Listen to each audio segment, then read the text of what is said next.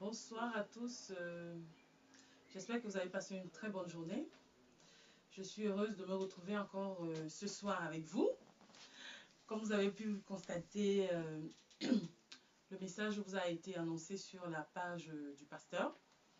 Et comme nous vous l'avons dit, tous les vendredis, tous les lundis et tous les vendredis, nous partagerons avec vous l'expérience que nous avons vécue. Vous connaissez déjà ce que nous allons vous dire parce que nous avons déjà eu à faire plusieurs vidéos, le pasteur et moi. Et le pasteur en a fait une vidéo où je n'étais pas avec lui, où nous parlons des relations à distance, des couples à distance. Aujourd'hui, je me permets de faire la vidéo toute seule et je voudrais partager beaucoup de choses avec vous. Mais avant toute chose, nous allons prier. Mais avant de prier, je vous demande de partager les vidéos, partager, inviter des gens, inviter, partager. Shalom Arsène Biik, Hélène Chapi, bonsoir.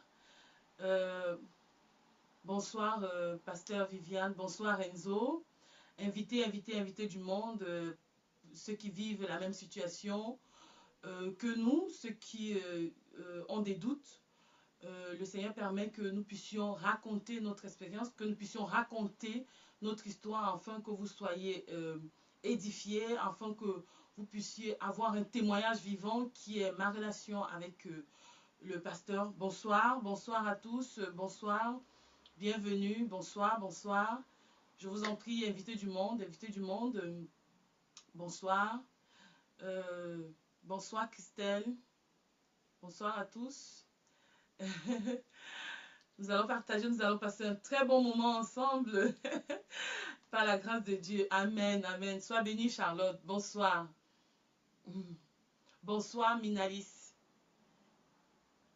Nous allons passer un très bon moment ensemble. J'espère que vous avez passé une très bonne journée et je sais que beaucoup d'entre vous attendent ce moment avec joie. Bonsoir d'ici Flore.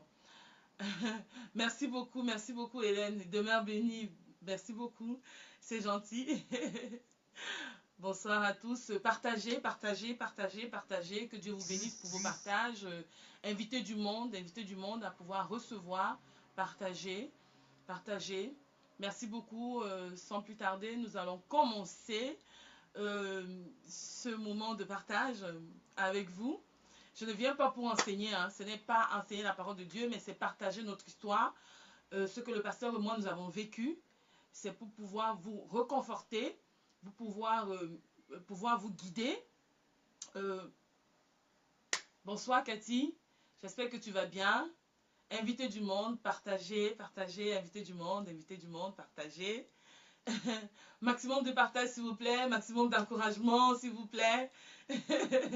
Parce que depuis que nous avons commencé à faire ce témoignage, bonsoir Lazare, nous avons reçu beaucoup de gens qui témoignent de vivre la même situation que nous. Beaucoup de gens qui viennent demander des conseils auprès de nous. Donc, n'hésitez pas à partager, n'hésitez pas à bénir quelqu'un avec les vidéos que le pasteur et moi nous faisons, la vidéo que je peux faire sur l'expérience que nous avons vécue. N'hésitez pas à partager, je vous en prie, partagez. Merci beaucoup pour vos encouragements. Merci beaucoup pour votre soutien, le soutien que vous apportez à mon mari et moi. Merci beaucoup.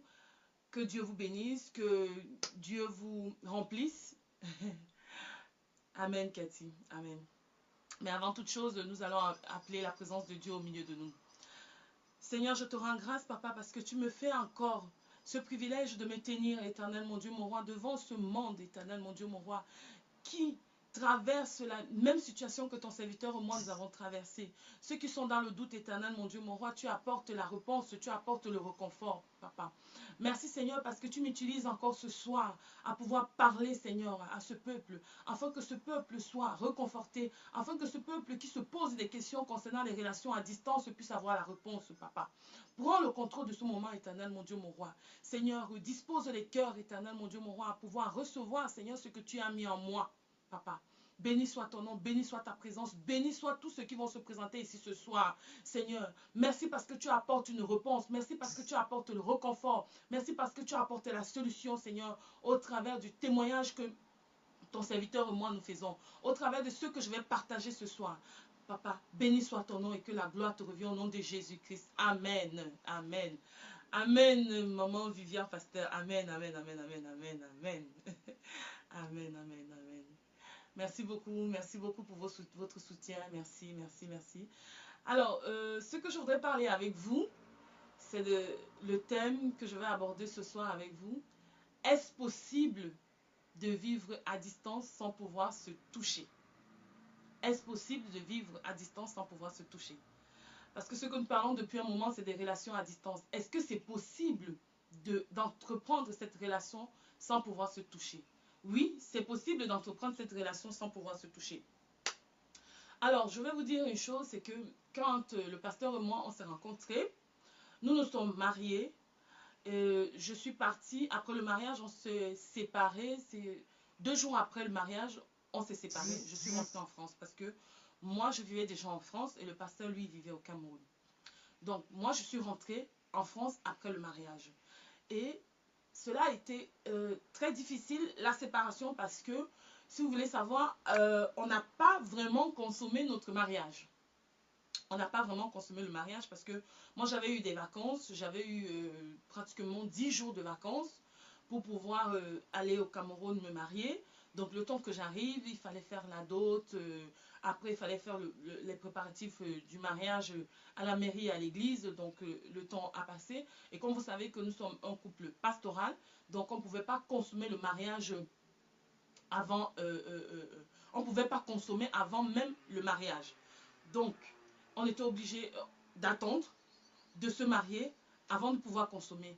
Mais comme Dieu, il sait faire ces choses, même après le mariage, on s'est marié. Je suis restée 2 jours au Cameroun avec mon époux et je suis rentrée en France. Donc, nous n'avons pas consommé. Mon mari et moi, on ne se connaissait pas réellement parce que je suis retournée en France. Alors, après mon retour en France, nous sommes restés pratiquement 8 mois sans se voir. Je dis bien 8 mois sans se voir. On s'est vu avant le mariage. On s'est vu avant le mariage. Et nous sommes restés pratiquement 8 mois sans toutefois se revoir. Et mon mari et moi, on s'est revus 8 mois après. Et pendant les 8 mois, il fallait bien trouver une solution. Comment gérer le mariage? Comment solidifier le mariage? Comment solidifier la relation? Comment garder ma relation? Comment garder mon époux, sachant que mon époux et moi, nous n'avions pas consommé. Il ne me connaissait pas intimement et je ne le connaissais pas intimement. Donc, il fallait que j'entretienne cette relation-là. Il fallait que j'entretienne cette relation. Il fallait que je montre à mon mari que malgré le fait que nous ne soyons pas ensemble, nous n'avons pas pu consommer notre mariage, la relation peut se faire. Donc j'avais un travail que je devais apporter auprès de mon mari. Je ne sais pas si vous m'entendez. J'ai essayé d'augmenter le volume. Je ne sais pas si vous me suivez. Si vous n'arrivez pas, si vous avez du mal à me suivre, je vais devoir mettre les écouteurs. Mais je fais de mon mieux. Si vous me suivez, dites-moi que vous me suivez parce que j'ai essayé de parler un peu plus fort. Donc je ne sais pas si vous m'entendez. Alors, il fallait que j'entretienne la relation avec mon mari. Malgré le fait qu'on n'avait pas eu de rapport sexuel durant notre lune, donc durant nos noces, on n'a pas eu de rapport sexuel. Je suis rentrée en France, donc il ne m'avait jamais vue nue, il ne m'avait jamais touchée, on n'avait jamais eu de rapport sexuel, mais moi je suis rentrée en France. Et on se revoit 8 mois après. Imaginez. Donc, durant cette période, il fallait bien que j'entretienne la relation pendant cette période-là. Alors, je me suis posé la question, mais Seigneur, comment est-ce que je vais faire pour entretenir la relation avec mon mari? Parce que déjà, on était fiancés, on apprenait à se connaître, c'était à distance. J'entretenais. Aujourd'hui, où je suis mariée, j'ai un devoir. Le devoir qui est quoi? De remplir mon devoir de femme, d'épouse auprès de mon mari. Alors, comment je vais faire? C'était la question que je me posais. Comment je vais faire? Il est à distance, je suis à distance. Comment nous allons gérer cette distance? comment nous allons gérer le fait que nous n'avons pas eu de relation sexuelle? Rien du tout. On n'entend rien, s'il te plaît, prends le temps de lire les messages. Ok, ben, si vous n'entendez rien, je vais devoir mettre les écouteurs. Donc, vous allez me permettre de mettre les écouteurs parce que je parle très fort et là, je n'arrive plus. Si vous ne m'entendez pas, je vais devoir mettre les écouteurs. Vous me permettez de prendre mes écouteurs et de les mettre. Je vais devoir mettre les casques si vous ne m'entendez pas.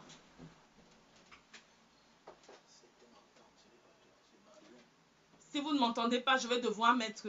Ça fonctionne bien. Ok. Moi, j'entends bien. Ok. J'entends très bien. D'accord.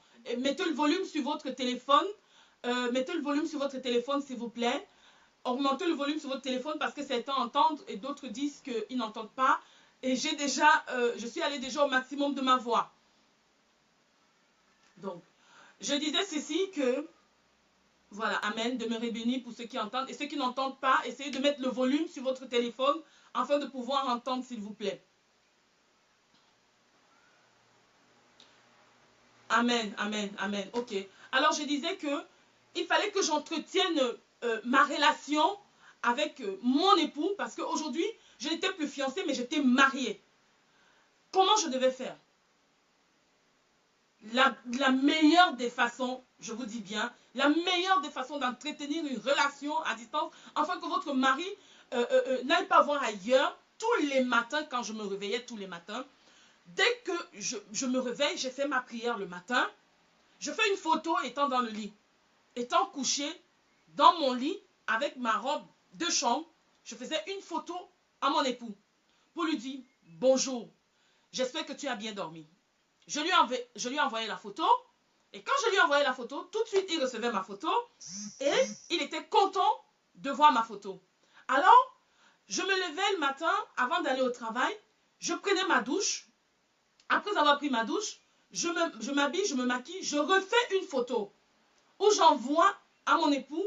Là, je ne suis plus dans mon lit, mais je suis réveillée, maquillée, sous une autre forme. Il me voyait. Il me disait, ah mon épouse, tu es très jolie ce matin, ah, tu es très bien habillée, ah tu me donnes encore l'envie de pouvoir t'entendre. Donc j'essayais d'entretenir ma relation comme ça avec lui.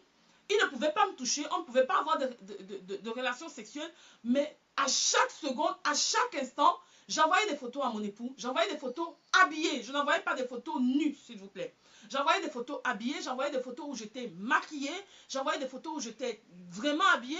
Parfois, j'envoyais des photos le soir quand j'ai fini de faire ma prière ou avant de faire ma prière que je dois aller me coucher. Je fais une photo dans ma robe de chambre où j'envoyais à mon époux et il était content. Et vice versa, je lui disais, ben chérie, envoie-moi une photo. Est-ce que tu peux m'envoyer une photo de toi? J'ai besoin de te voir. Alors, c'est comme ça que les choses se passaient. Je sors, je suis dans la rue, partout où j'allais, parfois je faisais des vidéos, je lui envoyais des photos, je lui disais combien de fois je l'aime, combien de fois il me manque, combien de fois j'ai envie d'être avec lui, qu'il soit patient. Je l'amenais à être patient, je l'amenais à supporter la distance malgré le fait que nous n'avions pas eu de relation sexuelle. Bonsoir, Ngono Dolores. Nous n'avons pas eu de relation sexuelle. Et je tiens à vous signaler que envoyer une photo, tu vas te dire, je vais faire une photo nue de moi que je vais envoyer à mon partenaire, ça n'aide pas. Les photos du nu, ça n'aide pas. Tu vas faire une photo, ton partenaire va voir la photo, ça va mettre encore plus le désir en ton partenaire. Ça va lui donner encore plus l'envie de te toucher. Ça va lui donner encore plus l'envie de te désirer. Mais ce désir-là, en fait, va pousser ton partenaire à faire des choses qui ne sont pas bonnes. Et ces choses qui ne sont pas bonnes, c'est quoi? Ça va pousser ton partenaire à se masturber. Ça va pousser ton partenaire à aller voir ailleurs. Tu vas te retrouver à faire des choses qu'il ne fallait pas que tu fasses. Tu vas te retrouver à faire des choses où tu vas dormir la nuit, tu vas te mettre à faire des rêves où tu es en train d'avoir des relations sexuelles avec ton partenaire. Et pourtant, ce n'est pas réel. Et quand on commence à entreprendre ce genre de choses, c'est inviter un esprit mauvais dans votre relation. Et cet esprit mauvais va venir détruire votre relation. Vous allez vous retrouver parfois à avoir des problèmes, à avoir des tensions parce que tu lui envoies une photo, toi tu croyais bien faire la chose, il a reçu la photo, il était content de recevoir la photo de toi, mais il va se retrouver à fantasmer sur la photo. Et toi, tu vas croire que non, ce que tu es en train de faire, c'est bien. Tu vas te dire que non, ce que je suis en train de faire, je suis en train d'aider mon partenaire, c'est bien. Mais non, moi je te dis, c'est pas bien. Ça détruit plutôt la relation, ça détruit plutôt cette alchimie qu'il y a entre vous. Alors, il y a des façons, d'autres façons à pouvoir faire comprendre à ton partenaire qu'il peut supporter, il peut attendre, il peut, elle ou ils peuvent attendre. Ce n'est pas parce que vous n'avez pas eu de rapports sexuels que les choses ne se feront pas. Donc, de temps en temps, pour entretenir l'amour, il faut envoyer des photos. Pour entretenir l'amour, il faut envoyer des paroles douces. Pour entretenir l'amour, il faut envoyer des paroles gentilles. Faire comprendre à ton partenaire combien de fois tu l'aimes. Et c'est ce que je faisais. Je le faisais comprendre tout le temps que oui, chérie, je t'aime. Oui, chérie, tu me manques. Oui, chérie, voilà une belle photo. Le matin, parfois, je me réveillais. Je faisais un grand sourire. Un sourire de moi et puis je lui dis, ah ben je t'envoie un sourire de joie. Ah ben je t'envoie la joie ce matin. Ah ben je vais te dire combien de fois je t'aime. C'est important d'entretenir cette relation, cette distance en fait. Ne te dis pas que, ah, parce qu'aujourd'hui je suis mariée, tout est acquis. Non, tout n'est pas acquis.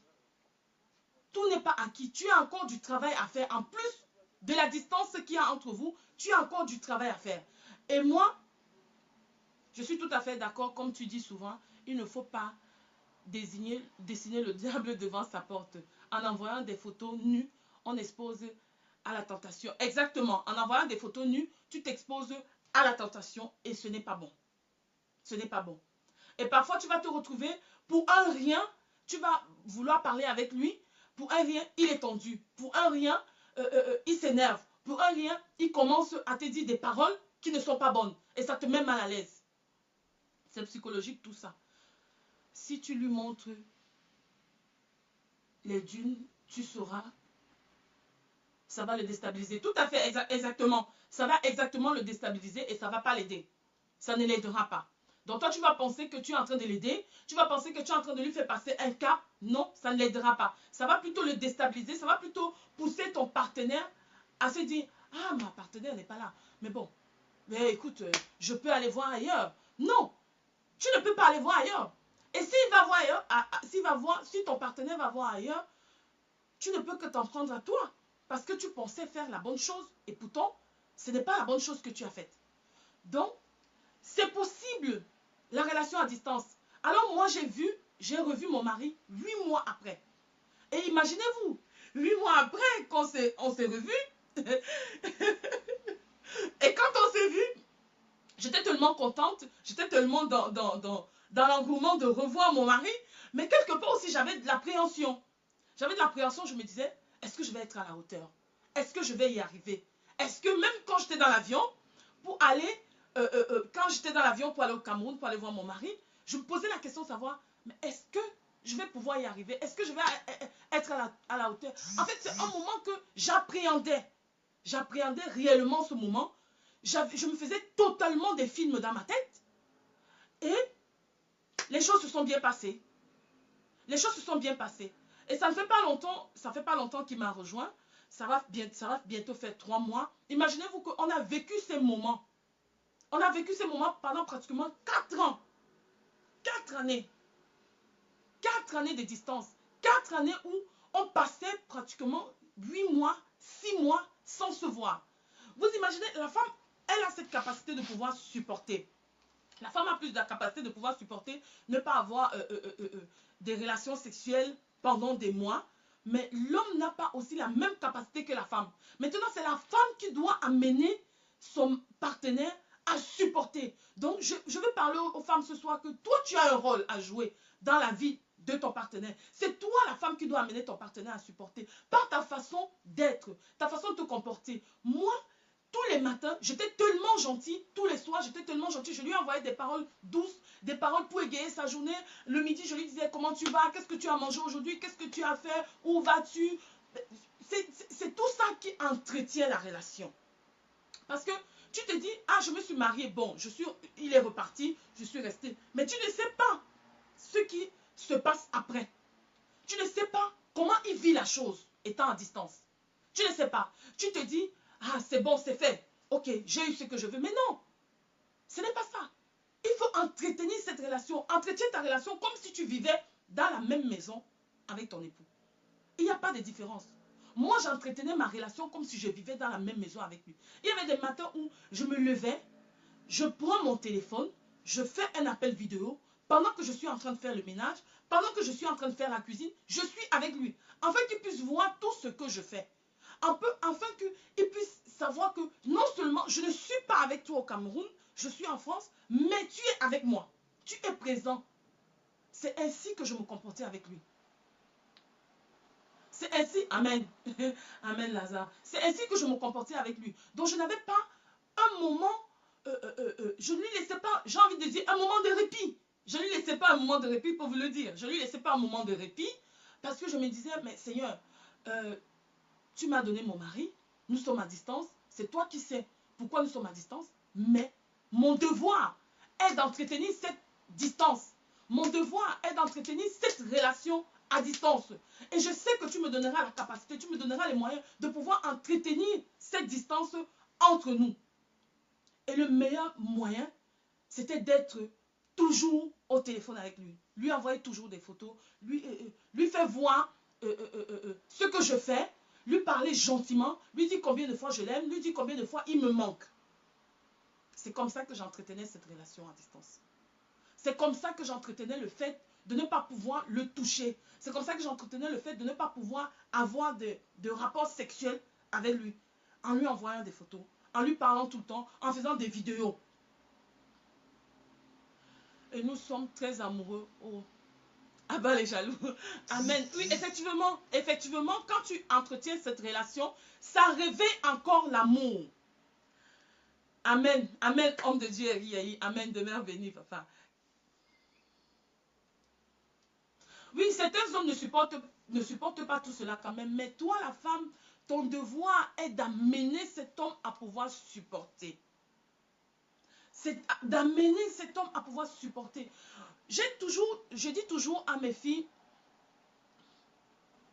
non, il n'était pas inquiet. Il n'était pas inquiet si je ne l'appelais pas. Si je ne l'appelais pas, il n'était pas inquiet. Si je ne l'appelle pas, il sait que je suis au travail. Et quand je suis au travail et que j'ai un moment de pause, je lui envoie un message, je lui envoie une photo de ce que je suis en train de manger, je lui envoie une photo de moi au boulot, je lui envoie une photo de moi avec mes collègues pour pouvoir le rassurer. Parce qu'il est aussi important de pouvoir rassurer son partenaire. C'est très important de pouvoir rassurer son partenaire.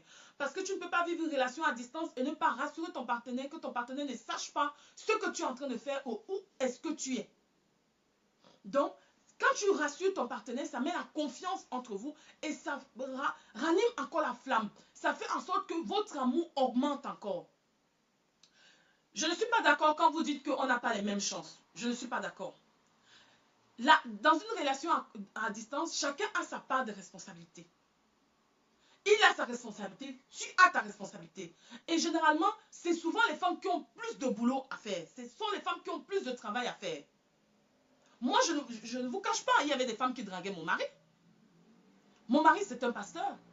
Mon mari, c'est un chantre. Mon mari allait faire des conseils. Il y avait des femmes qui le draguaient, des femmes qui lui disaient que « Ah, ta femme est à distance, même si on couche ensemble, ça va faire quoi? Ah, ta femme est à distance, est-ce qu'elle saura que tu es sorti avec moi ?»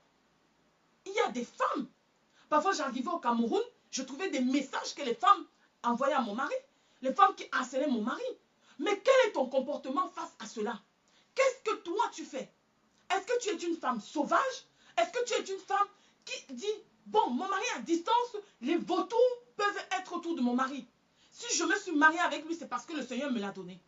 Si nous sommes à distance, ça veut dire que le Seigneur veut me préparer à quelque chose. Alors, quel est ton devoir, toi, femme? Qu'est-ce que tu fais pour entretenir la relation? Hein? Pour entretenir la relation avec ton fiancé. Tu as rencontré un homme, vous vous êtes fiancés, vous vous séparez. Toi, la femme, peut-être tu vas pour l'école ou tu vas en mission. Qu'est-ce que tu fais pour entretenir cette flamme? Ce n'est pas parce que vous vous êtes fiancés que tu vas te dire que ah, on s'est fiancés, c'est tout beau, c'est tout flamme, c'est fini. Mais non, tu as ton devoir à faire. Tu as beaucoup de travail. Moi, je voudrais parler aux femmes en ce jour, c'est que les femmes ont du boulot. Les femmes ont du travail. Les femmes ont du travail. Tu as du boulot à faire. C'est à toi d'amener ton mari par ton comportement, par ta manière d'être, pas ton caractère. Ce n'est pas à l'homme de faire le boulot. L'homme, lui, il a sa responsabilité, il a sa part. Et vous devez savoir aussi que les hommes sont très orgueilleux, les hommes sont fiers. Même si cet homme t'a mis la bague de fiançailles, ma soeur, qu'est-ce qui te garantit que demain, il n'ira pas voir ailleurs? Il t'a mis la bague de fiançailles, ok. Mais quel est le boulot que tu fais après? Quel est le travail que tu fais après? C'est ça. C'est à toi d'entretenir cette relation. C'est à toi de faire des efforts en étant gentil avec lui. C'est à toi de faire des efforts dans ta façon de lui parler. Comment parles-tu à ton fiancé? Comment parles-tu à ton mari? Comment te comportes-tu? Est-ce que tu joues les fiers? Est-ce que tu joues les orgueilleuses? Est-ce que tu joues les têtus? C'est ça qu'il faut te poser comme question. Même si tu es déjà dans la maison, et qui t'a épousé, que vous êtes dans la même maison, ne te dis pas que tout est acquis. Si ton mari te trompe aujourd'hui et qu'il va voir dehors, la responsabilité est à qui? Alors, pose-toi la question de savoir, mais si mon mari m'a trompé, il est allé voir dehors, quelle est ma responsabilité? Qu'est-ce que moi j'ai fait? Qu'est-ce qui n'a pas marché dans mon couple? Qu'est-ce qui n'a pas marché au point où mon mari est allé voir dehors? Je pense, communication, chaque... J'ai pas bien lu ce que tu as dit. Oui, moi, je suis la preuve. 4 ans, je dis bien 4 ans. 4 ans de vie à distance. 4 ans. Je ne viens pas ici pour vous raconter des histoires. Je viens vous raconter mon expérience. 4 ans. Alors si j'ai pu supporter les 4 ans, je sais que tu seras capable de supporter aussi les 4 années. Peut-être même plus. Tu seras capable. Peut-être même plus que moi. Alors tu as un devoir, tu as un travail, c'est d'entretenir ta relation.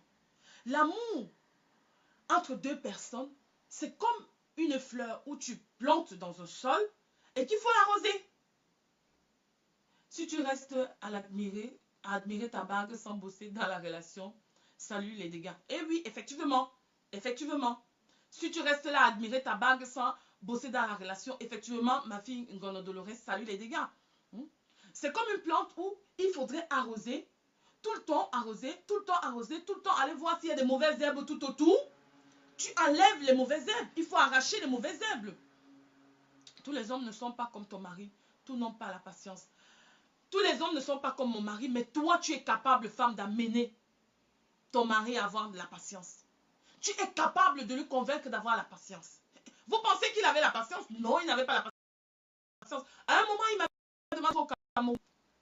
Après 1 an, il m'a demandé de rentrer au Cameroun. Que il n'arrivait pas. On n'avait pas mesuré la lourdeur de la distance. La distance n'est pas un obstacle. Celui qui dit que la distance est un obstacle, c'est parce qu'il veut se convaincre que la distance n'est pas un obstacle. La distance n'est pas du tout un obstacle. S'il y a distance entre vous, ça veut dire qu'il y a des choses que vous devez apprendre. S'il y a distance entre vous, ça veut dire que vous n'êtes pas encore mature. Vous n'êtes pas encore réellement mûr pour pouvoir être ensemble. Moi, quand je me suis mariée, je me disais, ah, dans 1 an, mon mari va venir me retrouver. Mon mari va venir me retrouver. Je pense que à la base, il faut que le partenaire ait la crainte de Dieu. Après, ce sera de l'entretien. Pas forcément. Le partenaire n'a pas forcément besoin de la crainte de Dieu. Mais c'est ce que vous vous dites. C'est quoi la base? C'est quoi le fondement? C'est quoi la fondation de votre relation? C'est quoi la fondation de votre relation? Vous vous basez sur quoi? Quand vous vous mettez ensemble, vous vous basez sur quoi? Parce qu'avant de décider qu'on va se marier, il y a une base. Quand 2 personnes se rencontrent, ils se disent, moi je t'ai rencontré pour le mariage. Tu es l'homme de ma vie, tu es la femme de ma vie. Ok, on va se marier. Mais votre base, c'est quoi? C'est sur ça. Il faut toujours penser à ce que vous vous êtes dit. Il faut toujours penser à votre base. Moi, je pensais que dans 1 an, il allait me rejoindre. J'étais convaincue à 100% que dans 1 an, et il allait être là. Mais on ne connaissait pas les plans de Dieu. On ne connaissait pas ce que le Seigneur avait prévu pour nous. Ça a duré 4 ans. C'est mon frère et il est père le rat. Ça a duré 4 ans. Ça a duré 4 ans d'attente. À un moment, il ne pouvait plus supporter. Il me disait, ma femme, tu penses que je suis un fer? que je suis un robot? Hein? Tu penses que j'ai pas aussi envie de te toucher? Imaginez que après le mariage, quand je rentre, les 8 mois que j'ai fait, mais c'était les 8 mois de calvaire. Il me disait, ça c'est quel mariage ça? Je suis mariée, c'est comme si je ne suis pas mariée. Hein? C'est quel mariage ça? Où j'ai épousé une femme et je suis toujours célibataire. Où j'ai épousé une femme et je n'ai même pas pu avoir une intimité avec ma femme. Et me voici aujourd'hui. Depuis longtemps que j'attends. Depuis des années que j'attends. Hein? C'était très difficile. Il se plaignait. Il se plaignait. Mais c'était à moi de le convaincre que non.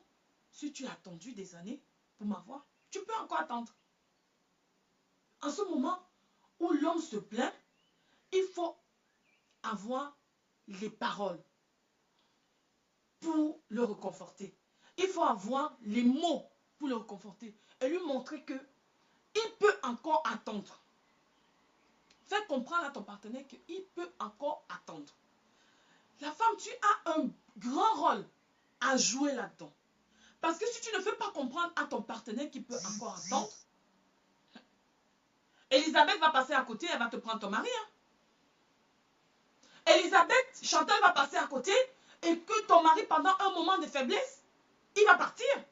Ton fiancé, pendant un moment de faiblesse, il va partir.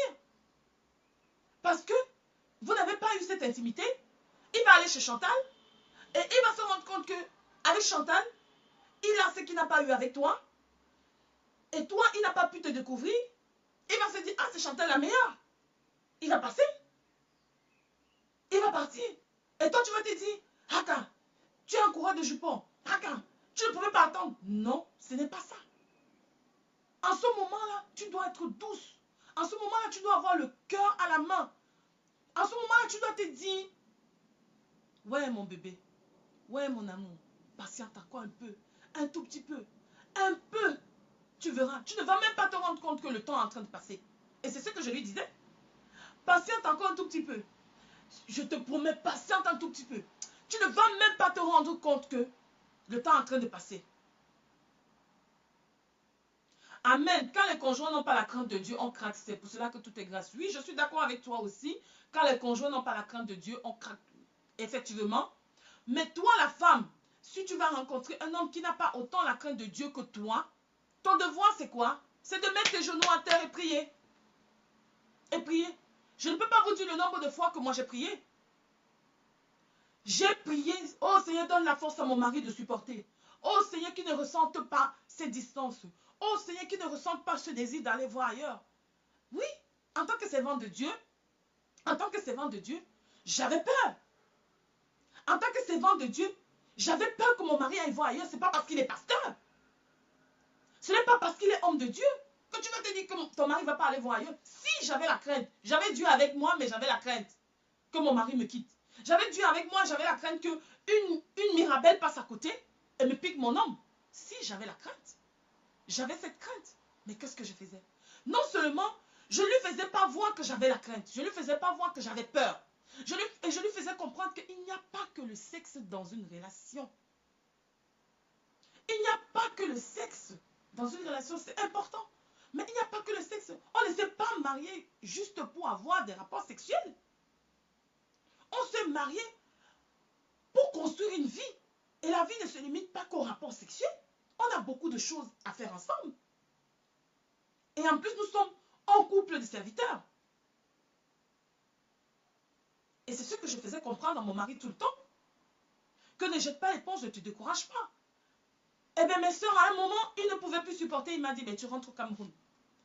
Imaginez-vous donc que vous êtes face à votre mari qui vous dit, tu rentres au Cameroun. Toi, tu vis en France depuis 11 ans. Tu te maries. Et ton mari te dit, tu rentres au Cameroun. Eh bien, vous faites comment? Tu rentres au Cameroun parce qu'il a besoin d'avoir sa femme à côté. Tu rentres au Cameroun parce qu'il s'est dit, mais je me suis marié. Mais je suis comme un homme célibataire. Hein? Qui fait mon linge? Qui me fait à manger? Quand je dors dans le lit, il n'y a personne. Eh bien, tu rentres au Cameroun. Qu'est-ce que tu fais en ce moment-là? Quand il te dit, tu rentres au Cameroun. Oui, les hommes tiennent moins que les femmes. J'ai mis mes genoux à terre. J'ai dit, mon mari, nous n'allons pas détruire ce que nous sommes en train de construire. Nous n'allons pas détruire ce que nous avons commencé à construire. Je vais rentrer au Cameroun. Je vais être à côté de toi. Je vais te faire à manger. Je vais laver tes habits. Je vais repasser tes habits. Nous allons avoir des relations sexuelles. Et après, ça va donner quoi? Après, on aura quoi en retour? Ça va donner quoi? C'est ce que j'ai dit à mon mari. Eh bien, j'étais une femme soumise aussi, hein. Parce qu'il est important aussi, toi, femme, en tant que femme, tu dois être soumise à ton époux. Ça joue aussi un grand rôle. Tu dois être soumise. Ce n'est pas quand il dit A, toi tu dis B. Ou jusqu'à Z, tu as fini l'alphabet. Parce que nous les femmes aujourd'hui, on aime montrer que nous connaissons tout. Quand notre mari a déjà dit A, on est déjà en train de dire Z. Non. Non. Ce n'est pas ça. Le mariage aussi, ce n'est pas ça la relation à distance. Malgré le fait que nous étions à distance, j'étais soumise à mon mari. Quand il me disait quelque chose, que ça me plaise ou que ça ne me plaise pas, j'étais obligée d'exécuter. J'étais obligée d'exécuter. Que ça me plaise ou que ça ne me plaise pas. Eh bien, quand il m'a dit rentre au Cameroun, c'est comme si j'ai vu toute la terre me tomber sur la... Tout le ciel me tomber sur la tête. J'ai dit, mais Seigneur, qu'est-ce que je vais faire? Il me dit de rentrer au Cameroun. Eh bien, j'ai appelé ma famille. Je leur ai dit, votre beau-fils me demande de rentrer au Cameroun. Mais moi qui croyais que ma mère allait me supporter, elle me dit, mais ma fille, la Bible dit que l'homme quittera son père et sa mère et s'attachera à une femme. Toi, tu es où? Tu crois que ton mariage a déjà commencé? Ah mais non, ton mariage n'a pas encore commencé. C'est quand tu seras à côté de ton mari que ton mariage va commencer. Eh bien, je me rends compte que je suis allée me plaindre chez la mauvaise personne. Et la personne à qui je devais me plaindre, c'était Dieu. Essayer de convaincre mon mari. Essayer de convaincre mon mari. Dire à mon mari que mon mari supporte encore un peu. Supporte encore un peu. Supporte encore un peu. Parler avec lui. Lui faire comprendre les raisons de la distance. Et demander au Seigneur de toucher son cœur. C'est pour ça que parfois c'est important d'être avec des personnes qui croient, qui ont la crainte. Mais si toi, femme, tu crois, tu pries, alors prie pour vous deux. Tu as cette capacité de prier pour vous deux. Prie pour vous deux. Ça n'a pas été facile, mes soeurs. Ce n'est pas parce que c'est un pasteur que vous croyez que ça va être facile. Non, ça n'a pas été facile. Parce qu'à chaque fois que je disais une parole, il me sortait. La Bible dit que. La Bible dit que. Mais comment vous allez vous confronter à un homme de Dieu qui vous dit que la Bible dit que? Tu vas te confronter à cela comment? Tu vas te confronter à cela comment? Alors, la seule personne qui pouvait convaincre mon mari, c'était Dieu. Et Dieu a pu le convaincre. Il a supporté. Eh bien, il y avait des moments où... il y avait des moments où il oubliait carrément qu'il m'a demandé de rentrer au Cameroun. Ça lui arrivait d'oublier. Et après, il y avait des moments où, quand il avait tellement envie de moi, quand il avait tellement envie de me toucher, quand il avait tellement envie d'avoir des relations sexuelles avec moi, il me disait, ma femme, au fait, tu m'as dit que tu fais même quoi en France? Au fait, attends, tu m'as dit que la distance là, c'est pourquoi? Ne pense pas que depuis la dernière fois où je t'ai dit que tu dois rentrer au Cameroun, là, tu crois que j'ai oublié? Non, je n'ai pas oublié. C'est ce qu'il me disait. Je n'ai pas oublié.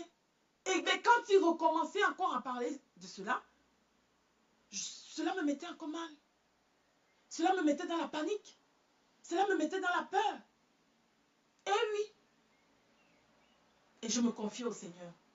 Je me confiais à Dieu. Et j'amenais mon mari à dialoguer avec moi. Le dialogue, c'est très important, mes soeurs. Un mariage sans dialogue, c'est un mariage voué à l'échec. Il est très important de dialoguer avec son partenaire, avec sa partenaire. C'est très important, la communication. Quand vous parlez, moi je rentrais le soir, je l'appelais.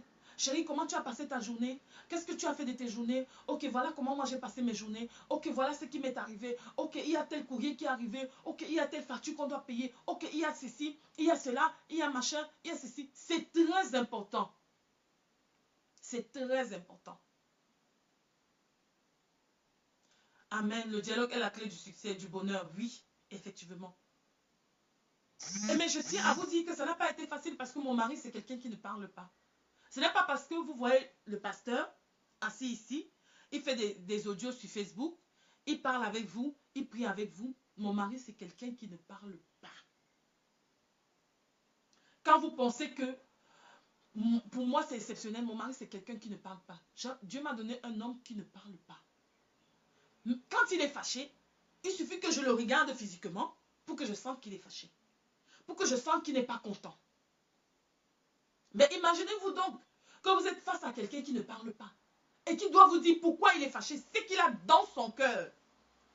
Femme, comment tu vas te comporter face à cela?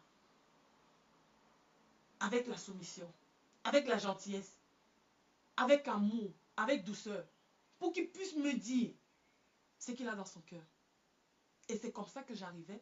Quand il arrivait maintenant à se dégager, à me dire ce qu'il a dans son cœur, j'arrivais maintenant à essayer de le raisonner, de lui faire comprendre qu'il ne faut pas voir tout en noir. Voilà comment moi je vois la chose. Qu'est-ce que tu en penses? Comment est-ce qu'on peut y arriver à un terrain d'entente? C'est important. C'est important. Amen. Amen, Julie. C'est important. Donc, mes soeurs, dialogue avec ton mari. Dialogue avec ton fiancé. Dialogue avec ton conjoint, ta conjointe. Dialoguer. C'est important. Coucou Rosita. C'est important de dialoguer. C'est important de parler. C'est important de partager. C'est très important. Et parfois, je lui disais que, ben, écoute chérie, le jour où on va se voir, vraiment, je sens que on va passer une nuit torride. Hein? Et il me dit, ah ouais, tu crois? J'ai dit, oui, oui, oui. On va passer une nuit torride. On parlait, ça nous arrivait aussi. Ce n'est pas interdit aussi de parler de sexualité, mais il ne faut pas rentrer en profondeur parce que rentrer encore en profondeur, ça réveille encore les sensations. Ça réveille les sensations. Donc vous pouvez parler de cela sans vraiment rentrer en profondeur. Pour que tu lui fasses comprendre que c'est la distance qui m'empêche d'être avec toi. C'est la distance qui me fait en sorte que je ne puisse pas avoir des rapports sexuels avec toi. Mais je te promets que le jour où on va se rencontrer, on va avoir cela. Et on va oublier qu'il y avait une distance qui nous séparait. On va oublier qu'il y avait cette distance qui a fait en sorte qu'on ne puisse pas se toucher, qu'on ne puisse pas avoir des relations sexuelles. Donc la base de la relation à distance est très importante. Ce que vous vous êtes dit le premier jour, c'est important. Nous, on n'imaginait pas qu'on pouvait rester 4 ans. On n'était pas sûr qu'on pouvait rester 4 ans. Mais à chaque fois, je lui disais toujours, souviens-toi de comment on s'est rencontrés et de la base de notre relation. Souviens-toi. N'oublie pas. Et si je suis loin de toi, ce n'est pas moi qui ai voulu que je sois loin de toi. Mais c'est Dieu qui a voulu que les choses se passent ainsi. Et c'est pour un but. Donc, dialoguer. Et faire comprendre à ton partenaire que tu l'aimes. Tu l'aimes. Parce que parfois, nous les femmes, on a du mal à dire, oh chérie, je t'aime. Oh mon amour, tu me manques. C'est ce mot-là qui est souvent lourd à sortir. On aime quand c'est l'homme qui nous dit. Mais toi, la femme, le dis-tu à ton partenaire? Femme, est-ce que tu dis à ton partenaire que je t'aime? Est-ce que tu dis à ton partenaire que tu me manques? Est-ce que tu fais comprendre réellement tes sentiments à ton partenaire? C'est important. Oui, Dieu te permet de tenir, effectivement. Mais je vais vous raconter une histoire. Avant que je rencontre mon mari, j'ai fait 2 ans et demi. J'ai attendu 2 ans et demi. Et je n'étais pas encore réellement dans la chose de Christ. J'étais en Christ, mais je n'étais pas encore à fond. J'ai attendu 2 années et demie avant de rencontrer mon mari. Parce que le Seigneur me préparait à cela. Donc, Dieu a la capacité de te faire tenir. Oui, les femmes disent, Lucie, les femmes disent, les femmes disent que je t'aime plus que les hommes. Je suis d'accord, mais à force de dire aussi à ton homme que je t'aime, je t'aime, je t'aime, je t'aime, il finira aussi par le dire. Mais moi, j'en connais des femmes qui ne disent pas. J'en connais des femmes, j'ai des témoins des femmes qui ne disent pas. L'homme vient se plaindre, il me dit que, ah maman, ma femme ne m'a jamais dit un jour que elle m'aime. Je ne connais même pas les sentiments de ma femme. Hey, femme, dis aussi à ton homme, il a aussi envie d'entendre cela. Dis aussi à ton homme que, chérie, je t'aime. Chérie, tu me manques. Combien de femmes le disent? Ces mots aussi, ça solidifie la relation. Ces mots aussi, ça solidifie l'amour. Ces mots aussi sont importants. Nos hommes aussi ont besoin d'entendre ces mots. Ça leur fait plaisir. Et toi, femme, à force de le dire à ton homme, si ton homme ne sait pas le dire, tu peux lui apprendre à le dire. À force de dire à ton homme, oh, je t'aime, mon mari. Oh, tu me manques. Oh, mon bébé. Il finira aussi par le dire. Il finira aussi par le dire. Donc, c'est important.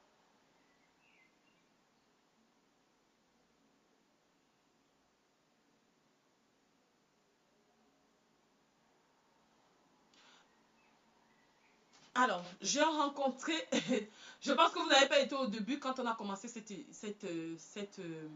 émission. J'ai rencontré mon mari par Internet, pour vous dire. Nous avons été à distance pendant 4 ans et aujourd'hui, depuis pratiquement 3 mois, nous vivons ensemble.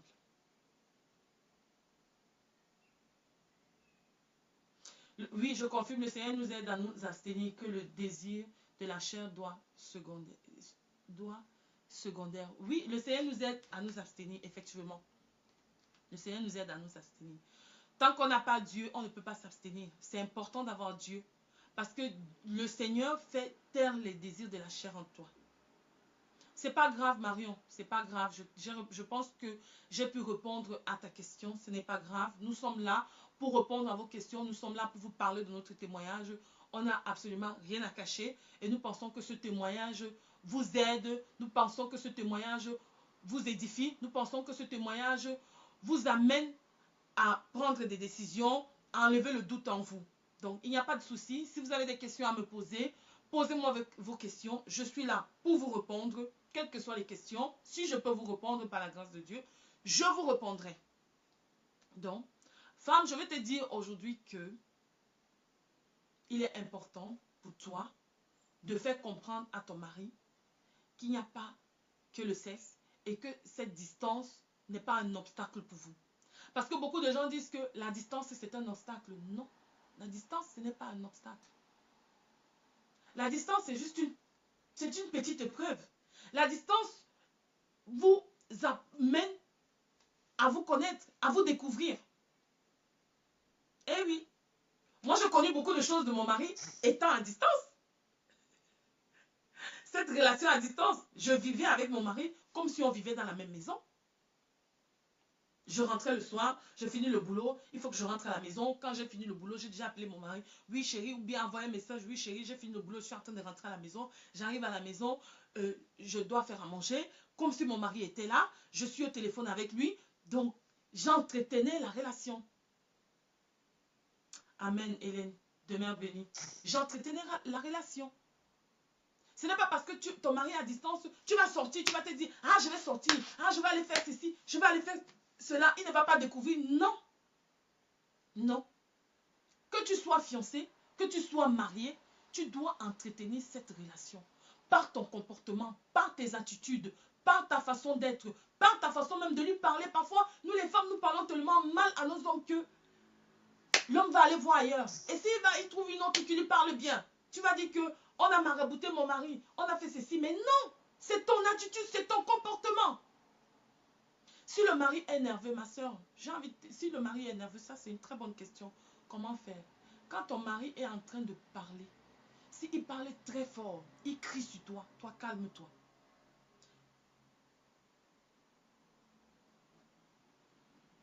Oui, on avait des amis en commun sur Facebook et on avait des amis en commun.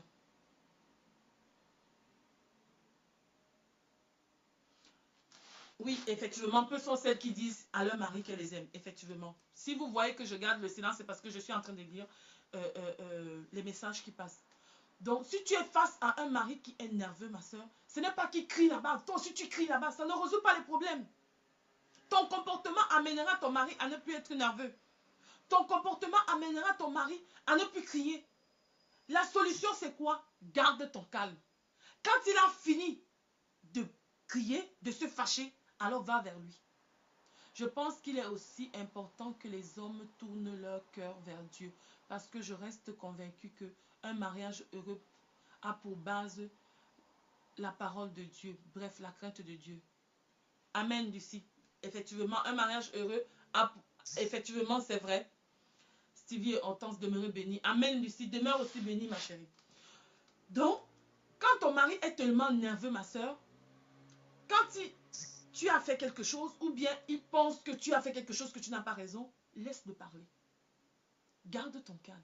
Jusqu'à ce qu'il finisse de parler. Jusqu'à ce qu'il finisse de dire ce qu'il a à dire. Soit ce jour, tu vas vers lui, dans la tranquillité, dans la douceur, ou tu attends le lendemain pour lui parler.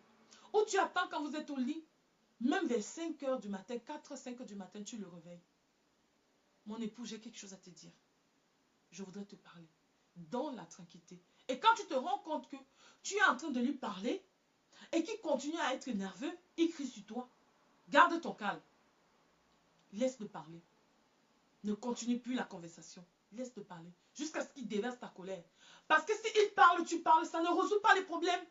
S'il parle, tu parles, ça ne résout aucun problème. Ça apporte plutôt la tension. Ça apporte plutôt les disputes. Et passant par là, l'ennemi se permet de rentrer dans votre couple.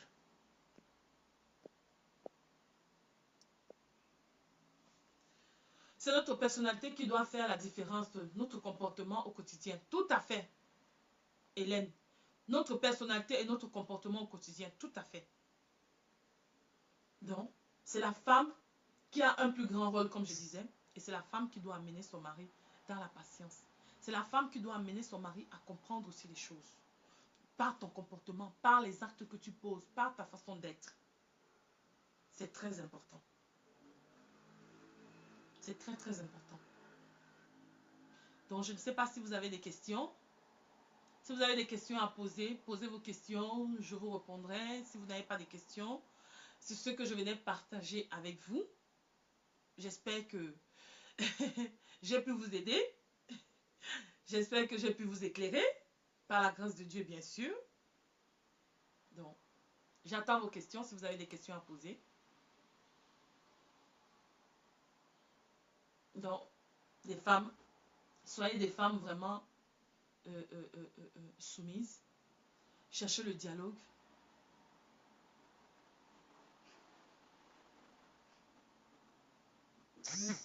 Je n'ai pas eu peur. D'accord, tu n'as pas eu peur qu'ils te prennent les papiers. Tout le monde n'est pas pareil. Je sais, mais beaucoup se sont fait avoir. Oui, c'est des questions que je me suis posées. Ah oui, c'est des questions que je me suis posées et beaucoup de gens me disaient, ah, cet homme que tu allais épouser là, tu l'épouses pour les papiers. Hein. Quand il viendra, il va te laisser. Hein. Tu l'épouses pour les papiers. Hein. Tu es sûr que c'est vraiment l'homme de ta vie. Il va te laisser. Hein. Quand il va arriver en France, quand il va avoir ses papiers, dis donc, il va partir. Hein? Mes filles, mes soeurs, oui, je me suis posé la question maintes et maintes fois. Est-ce que cet homme-là, Seigneur, ce n'est pas les papiers qu'il vient chercher? Non. Je n'ai pas eu peur. Parce qu'au moment où mon mari m'a dit, rentre au Cameroun. Toi et ta France est là. Je ne t'ai pas épousé pour la France. Rentre au Cameroun. En ce moment-là, j'ai compris que mon mari ne m'a pas épousé pour les papiers. C'est en ce moment que j'ai compris que mon mari ne m'a pas épousé pour les papiers. Donc je n'ai pas eu peur. J'ai pas eu peur. Et j'avais la conviction quand je me mariais avec lui. J'étais certaine que c'était la personne, que c'est la personne de ma vie. C'est la personne qu'il me fallait.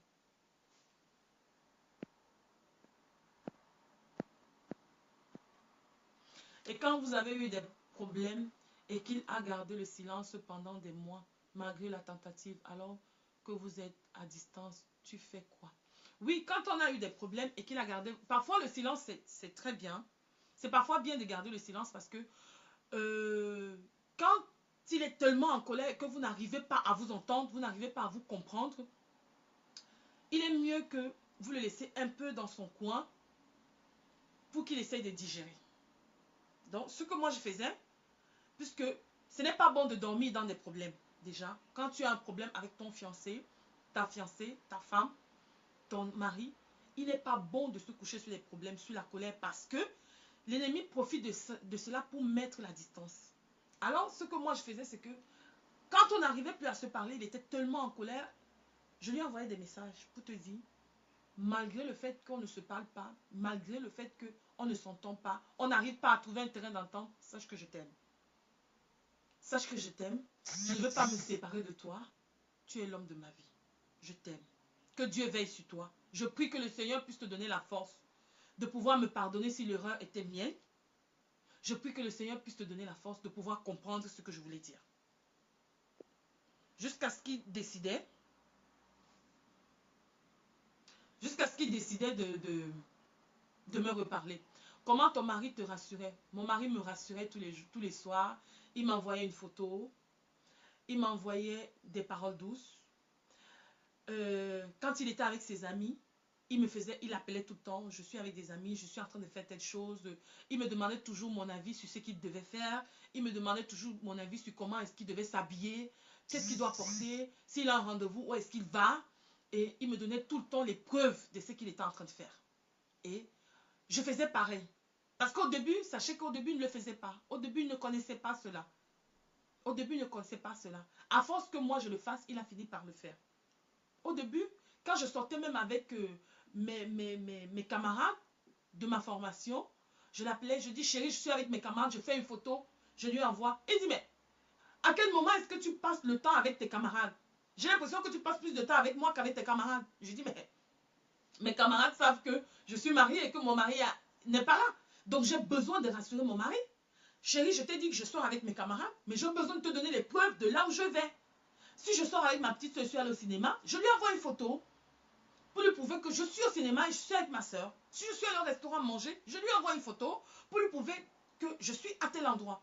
Et là, ça met une confiance, ça met la confiance entre nous, ça met la confiance dans le couple et il est rassuré.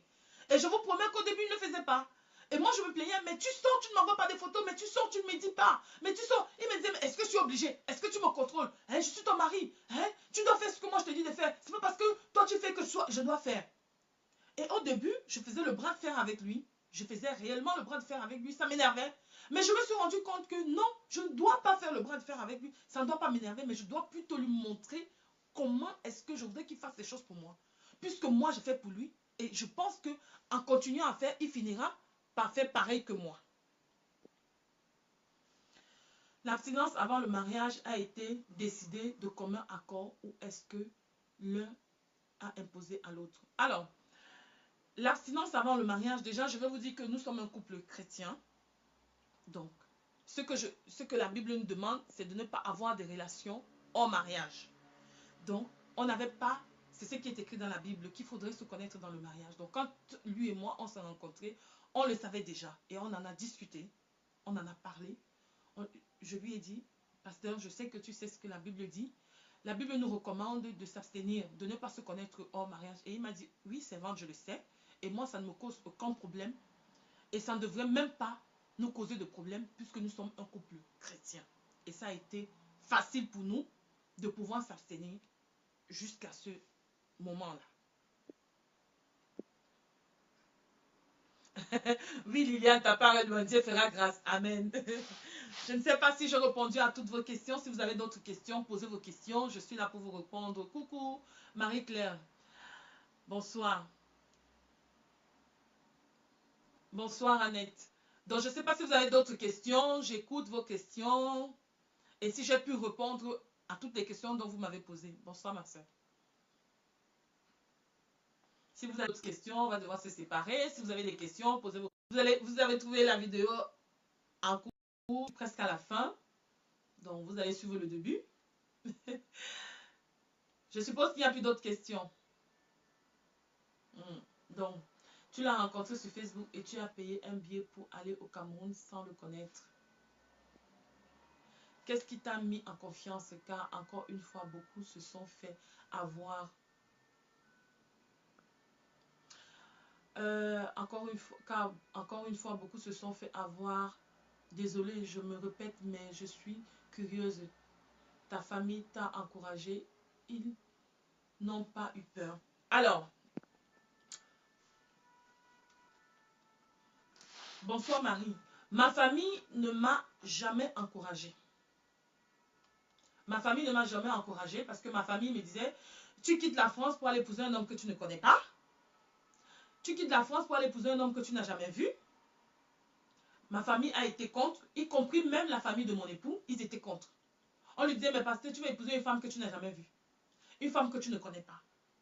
Donc, oui, on s'est rencontrés sur Facebook parce qu'on avait des amis en commun. Et c'est derrière ces amis-là qu'on s'est rencontrés. Et si j'ai épousé mon mari, c'est parce que j'avais la conviction. Et la conviction qui me venait de Dieu. Dieu avait mis cela dans mon cœur. Et c'est pour cela que mon mari et moi, on s'est mariés. Il avait la conviction de son côté, j'avais la conviction de mon côté. Et c'est comme ça que nous nous sommes mariés. Je n'ai pas eu peur de me marier avec lui. J'espère avoir répondu à ta question. Est-ce qu'il y a d'autres questions?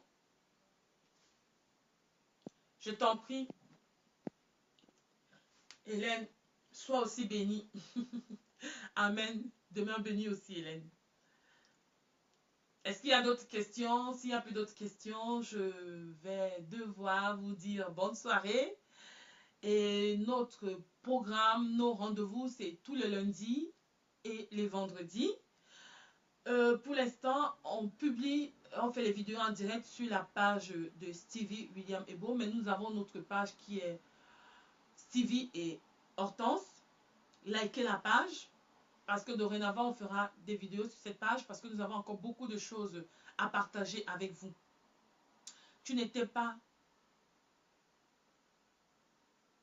Je n'étais pas quoi? Tu n'étais pas désespéré, je pense que tu veux dire. Désespéré, non, je n'étais pas désespéré. Non, non, non, je n'étais pas désespéré parce que j'avais la foi, la conviction aux actes que je posais. Je n'étais pas désespéré. Il n'y a pas que ma famille qui a essayé de me décourager. Il y a des amis qui m'ont découragé. Les copines qui m'ont dit, oui, il n'est pas le bon gars pour toi. Oui, désespéré, j'ai compris. Oui, il n'est pas le bon gars pour toi. Oui, il veut te marier avec toi pour des papiers. J'ai même perdu des amis à cause de lui. J'ai perdu des amis à cause de lui, mais ce n'était pas ça mon problème. Mon problème était de faire ce que mon cœur me demandait de faire. C'était ça mon véritable problème. J'ai fait ce que mon cœur me demandait de faire et aujourd'hui, je vous promets que je suis heureuse. Je suis heureuse dans mon choix et je ne le regrette pas. Si c'était à recommencer, je le recommencerai. Parce que je n'ai pas écouté ce que les gens me disaient. Les gens m'ont dit, ne l'épouse pas, ce n'est pas le bon. Ne te marie pas avec lui. Est-ce que tu vas pouvoir supporter la relation à distance? Est-ce que tu vas pouvoir supporter?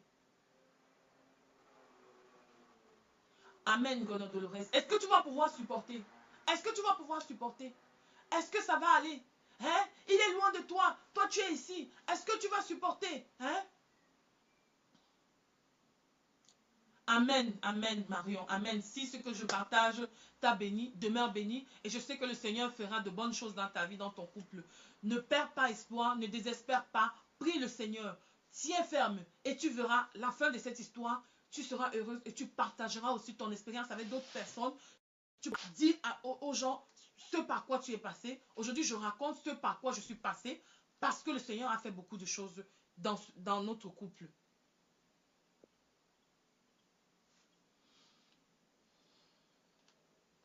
Amen. Tu es très fière et contente et surtout soulagée de cette vidéo. Ça t'a beaucoup plu et ça m'a vraiment touchée. Amen. Demeure bénie.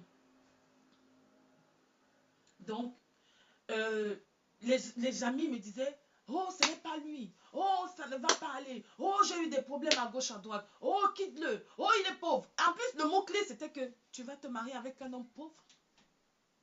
Il est pauvre. Quitte-le. Il n'est pas fait pour toi. Mais j'ai tenu ferme. Je n'ai pas écouté ce que les gens m'ont dit. J'ai écouté mon cœur. J'ai écouté ce qu'il y avait dans mon cœur, la raison de mon cœur.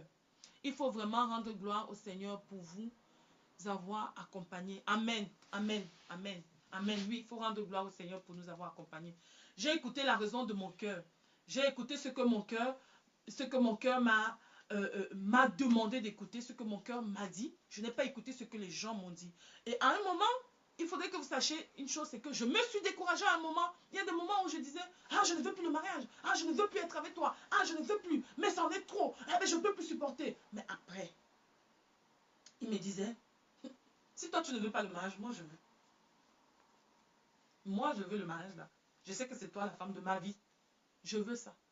Et il y avait des moments aussi où c'est lui qui disait, ah, je ne veux plus, je ne veux plus, hey, je ne veux plus être avec toi. Et je lui disais que, ah, si toi tu ne veux pas, moi je veux. Je sais que c'est toi l'homme de ma vie, moi je veux. Donc dans une relation, quand un est faible, il faudrait que l'autre soit au-dessus pour pouvoir porter l'autre. Afin que vous puissiez être ensemble.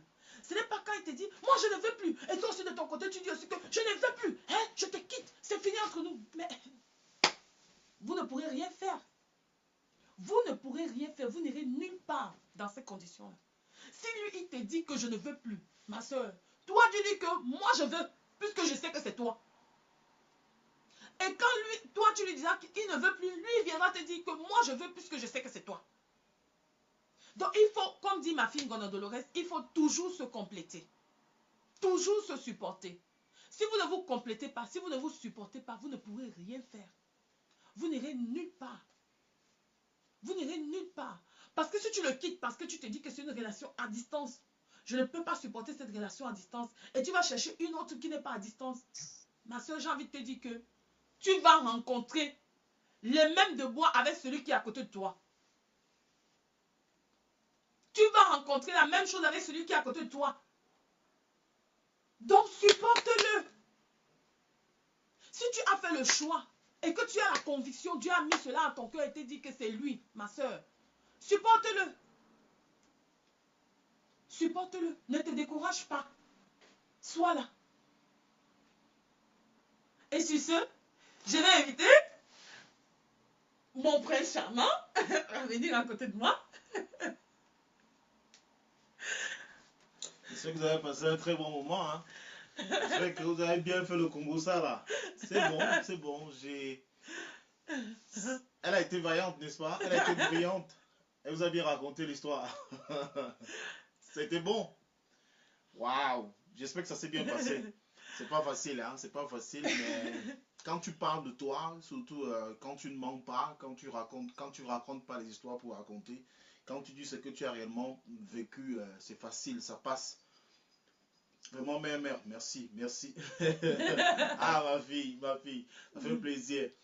Ouais, elle a été brillante. Ah, super. Que Dieu soit glorifié. Amen, que merci. Dieu soit glorifié. Merci, ça fait merci. plaisir. Alors, tu dois raconter tout. Tu leur as tout dit. Je pense. Amen, amen, amen. Alors, il y a une question là, il y a une question qui revenait tout le temps. Il y a une question, je crois, c'est Nels, un truc comme ça, qui est un nom comme ça, qui elle posait une question, elle disait, est-ce que tu n'as pas eu peur? Est-ce que on t'a pas dit qu'il viendra prendre tes papiers? Il viendra prendre tes papiers. Franchement, je crois que on va revenir là-dessus pour parce qu'il faut que les gens comprennent une chose. Il faut que vous compreniez quelque chose. Beaucoup de personnes ont été tellement prudents. Oui, c'est ce qu'on nous dit. En fait, quand tu trouves ta côte, tu trouves ta moitié.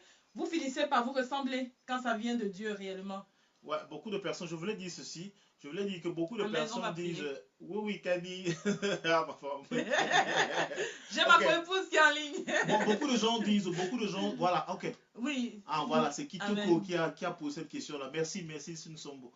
Et beaucoup de personnes, elle a posé cette question-là, que beaucoup de gens disent, quand tu vas prendre quelqu'un en Afrique, il viendra prendre tout simplement tes papiers, et puis il rentrera, il va t'abandonner, il va te laisser tomber. Je dis, à force d'être prudent, prudente, beaucoup de femmes ont passé le temps sans trouver l'homme de leur vie. Ou alors, sont laissé passer l'homme de leur vie. Parce que tu es tellement prudente, c'est comme ça. Je vais vous dire quelque chose. J'ai fait une petite vidéo, c'est sur YouTube. Je vais la partager sur mon mur, vous pouvez la voir. Où je disais sur cette vidéo, qu'est-ce que je disais? Je disais, à force d'être prudent, la vie, ce que vous devez comprendre dans la vie, c'est que la vie en elle-même est un risque.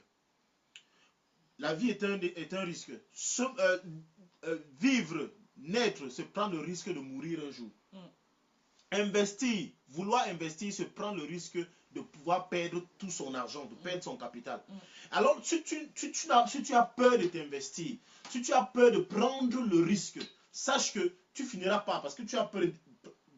Avoir peur d'investir, c'est dire que je garde mon capital. Tu vas le garder, ton capital, Amen. Mais tu finiras par le manger. Tu vas ronger, après il finira.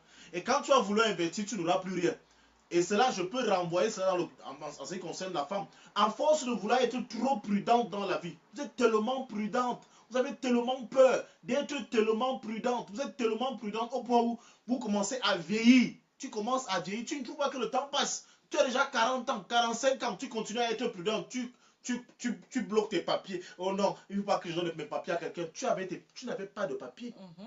Tu n'avais pas de papiers. Ce ne sont pas tes papiers. Quelqu'un t'a aussi donné les papiers. Tu as eu les papiers. Maintenant, tu veux commencer à jouer la sage. Tu veux commencer à jouer l'intelligente. C'est Dieu qui a permis que tu aies ces papiers. Est-ce que nous sommes sincères avec Dieu? Parce que la base, c'est tout. C'est être sincère avec Dieu. Si tu n'es pas sincère avec Dieu, je t'assure que les gens vont se moquer de toi. Et tout commence par ce qu'on se dit au départ. Qu'est-ce que vous dites au départ? Qu'est-ce que vous dites au départ? C'est parce que vous n'êtes pas sincère, vous les filles, vous n'êtes pas sincère avec les hommes. Vous n'êtes pas sincère avec vous-même.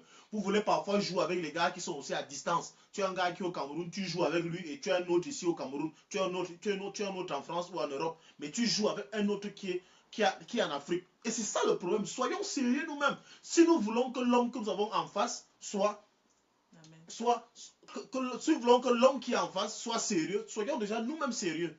C'est comme ça. Sois sérieuse. Et l'homme que tu as en face sera aussi sérieux. Je vous assure qu'il y a beaucoup de choses que son sérieux m'a imposé et je suis obligé de m'aligner. Parce que quand je voyais comment elle se comportait, je m'alignais aussi. Et c'est comme ça. Donc, évitez d'être tellement prudente. Vous avez peur de vous jeter. Vous avez peur parce que tu écoutes tout le monde. Le papier, c'est quoi? S'il prend le papier, tu perds ton papier. Et si ça marche, tu vas remercier Mankoki. Parce que c'est ça, hein. Quand ça ne marche pas, là on vient dire que vraiment, on a telle expérience, ça n'a pas marché. Mais quand ça marche, personne ne peut remercier pour dire que ça a vraiment marché. C'est ça. Donc je vous en prie, je vais vous envoyer la vidéo là. Je ne venais pas pour... C'était son jour, pardon, j'ai seulement profité. Merci, Papa, à cause des déceptions. Oui, les déceptions, on en a toujours. Hein. Il y aura toujours des déceptions. Même quand on fait le business, il y a des jours où ça ne marche pas. Il y a des saisons, ça ne marche pas, tu recommences, ça finira par marcher. Vous étiez fort mentalement parce que c'est chaud avec tous les gens autour, famille, amis, etc. Vous étiez fort mentalement parce que c'est chaud. Tous les gens autour, famille et amis. Oui, nous étions forts mentalement. Non, nous n'étions pas forts mentalement. Moi, personnellement, je n'étais pas forte mentalement. Hein. La personne qui m'a donné la force, je vais vous dire, c'est Dieu et c'est lui. Parce qu'il m'est arrivé à un moment où je me demandais, mais qu'est-ce que je fais même dans cette relation? Il m'est arrivé à un moment où j'avais envie d'aller voir ailleurs. Hein.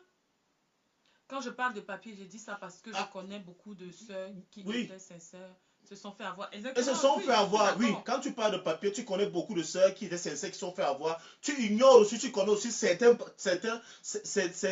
couples qui ont marché à distance. Parce que nous prenons toujours le côté négatif comme exemple. Effectivement.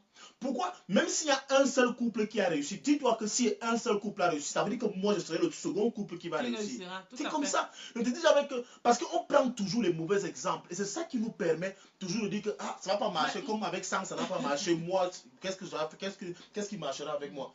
Si ça n'a pas marché avec l'autre, tu n'es pas l'autre. Tu es unique. Tu es unique. Personne ne te ressemble. Ton histoire va marcher.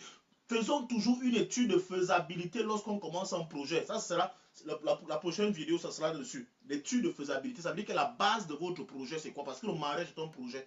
Le mariage, chaque fois qu'on veut lancer un projet, on fait d'abord ce qu'on appelle une étude de faisabilité. Est-ce que je pourrais supporter la distance? Parce que si tu pourras supporter la distance pendant 2 ans, ça peut se prolonger pour 3 ans, ça peut se prolonger pour 4 ans, pour 5 ans. Est-ce que tu pourras supporter? Nous, on était partis sur la base, on savait qu'au bout d'1 an, on allait pouvoir tenir. Comme j'ai dit tout à l'heure. Et après, on se retrouvait qu'on allait à 4 ans. Mais c'était quoi la base? C'est qu'on ne dormait pas.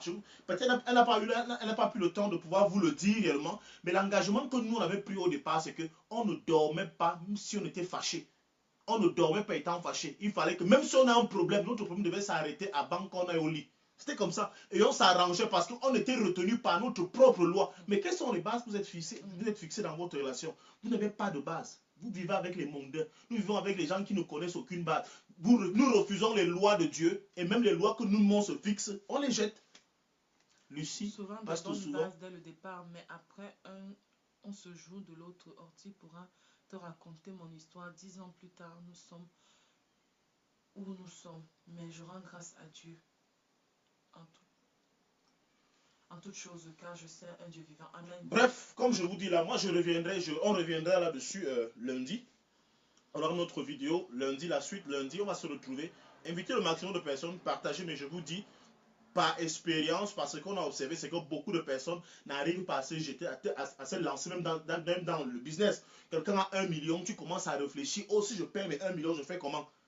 Si tu ne peux pas investir ce que tu as, si tu ne peux pas investir le peu que tu as, tu ne pourras jamais multiplier tu ne peux jamais multiplier ce que Dieu t'aura donné. C'est comme ça. Et même dans la Bible, ça s'explique. Apôtre Paul explique la bénédiction. Il dit que pour que tu sois béni, la bénédiction s'explique comment? Il dit, quand on te donne une poignée d'arachide. On ne fait pas les problèmes qui t'occupent. On t'explique juste, peut-être c'est la façon du pasteur de parler que tu penses que... Non, on n'est pas énervé. On n'est pas énervé. Non, on ne fait pas de on n'est pas énervé. Je dis énervé. tout simplement que j'expliquais quelque chose. Vous voyez, imaginez que vous avez une poignée d'arachide entre votre main, en main. Et on vous dit, après cette poignée d'arachide-là, vous n'aurez plus rien. Vous n'avez plus rien, c'est votre seul capital. Qu'est-ce que vous allez faire? Manger ou alors aller s'aimer? Je connais des gens qui vont, au lieu d'aller s'aimer, ils vont plutôt manger. Parce qu'ils auront peur. Ils vont dire, vraiment, le soleil là va brûler mes arachides. Le soleil pourra brûler ce que ça brûlera, mais il y a une quantité qui sortira du sol et qui va te permettre d'avoir tout un sac d'arachides pour tenir toute une année. Or, si tu manges le peu que tu as là, c'est après 2 jours, tu vas mourir de faim. Et c'est comme ça. Donc apprenons à investir le peu que nous avons. Je vous assure, parce qu'on a été prudent, parce qu'on était tellement prudent pendant des années, c'est vrai, on a de mauvais exemples. Et apprenons aux frères et aux sœurs à sortir toujours les mauvais exemples de l'esprit. Prenez ce qui est bon. La Bible que nous lisons aujourd'hui a tellement de mauvais exemples où Dieu a tué les gens. Malgré le mal que nous faisons, nous ne voulons jamais penser au fait que Dieu peut punir ceux qui font le mal. Nous prenons toujours que Dieu est bon, Dieu est bon, Dieu est bon. Dieu est aussi mauvais à un moment donné parce qu'il peut aussi punir. Mais on enlève carrément le côté méchant de Dieu, le côté dur de Dieu, parce qu'on ne veut pas qu'il nous châtie. Mais malheureusement, lorsque nous sommes... lorsque nous sommes face aux difficultés de la vie, on prend plutôt ce qui est mauvais comme exemple. Est-ce que vous connaissez bien aimé, si le mal existe, le bien existe aussi. Tout à fait. S'il y a les hommes qui sont bons, il y a aussi ceux qui sont mauvais. Exactement. S'il y a les femmes qui sont mauvaises, il y a aussi les femmes qui sont bonnes. C'est comme ça. Donc, bref, moi je venais pas pour... moi, quand les gens me disaient que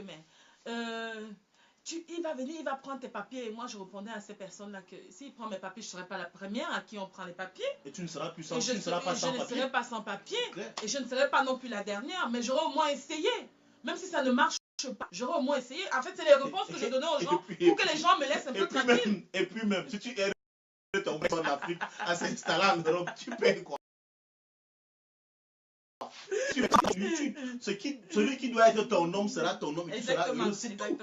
Il y a même quoi? Il y a quoi? Qu'est-ce qu'on va faire? On va jouer les durs comme si les papiers nous appartenaient. Sont tes papiers. Donc, ok, d'accord. C'était pas une question en fait à se poser par ça. Moi, quand les gens venaient me dire, ce gars-là ne sera pas bien pour toi. Je dis que oui, toi-même tu as d'abord trouvé celui qui est bien pour toi. S'il n'est pas bien pour toi, c'est pour moi. C'est mon souffre-douleur, c'est ma décision, c'est mon choix. Et les papiers, c'est pas toi. Je ne vais pas passer en concours pour les avoir. Donc, s'il vient pour prendre les papiers, je ne serai pas la première, la dernière à qui on prendra les papiers. Et il ne m'enlèvera pas mes papiers. Donc, je n'ai pas eu à me poser la question par 10 fois. Aidez même vos frères. Mes papiers ou pas. Aidez même vos frères. Ouais, les vrais Campbell, nous sommes les vrais Campbell, fiers de l'être. Bon, voilà, on a fini. Bon, je suis quand même en contact avec beaucoup en inbox. Aujourd'hui, on a commencé un travail. Tout cela, si j'ai rendez-vous avec quelqu'un, bien vouloir me le rappeler parce que vous êtes tellement nombreux que je reçois un inbox. Bon, vraiment, on va continuer à faire ce travail-là. C'est pour vous encourager. Et au mois d'août, si le Seigneur accorde grâce, nous comptons faire un séminaire vraiment où on sera assis comme ça ensemble. Un séminaire à Paris où on sera assis ensemble. Ça veut dire que même si tu te trouves où tu seras là, on va vous donner les conditions, on vous fera comprendre comment ça va se passer. Oh, ah, tu les connais. C'est ma part, hein, c'est ma part. Kitoko, c'est ma part. Donc, j'ai pas volé, j'ai attendu 4 ans pour voler. Donc, une petite parenthèse, quand on s'est marié, après, pendant les 4 ans là, on n'avait jamais passé un mois ensemble. C'est la première fois qu'on passe plus d'un mois ensemble. Ben oui, c'est vrai. C'est vrai.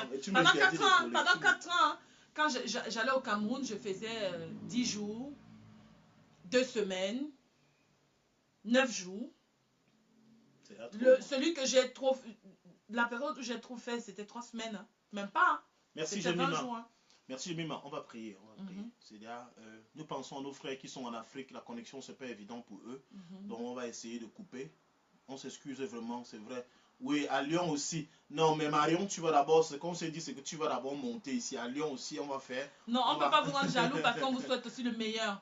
On souhaite que le vôtre soit doublement meilleur que le nôtre au nom de Jésus. Amen. Amen. Amen. Allez. Qui prie, c'est toi qui prie. Vas-y, tu peux prier puisque tu es là. Donc, Ok, je veux bénir quelqu'un ce soir. Je veux bénir quelqu'un. Je veux rassurer quelqu'un que ta relation que tu as commencé va aboutir. Amen. Et si elle n'aboutit pas, sache que ce n'est pas l'homme de ta vie et tu ne dois pas être frustré pour cela.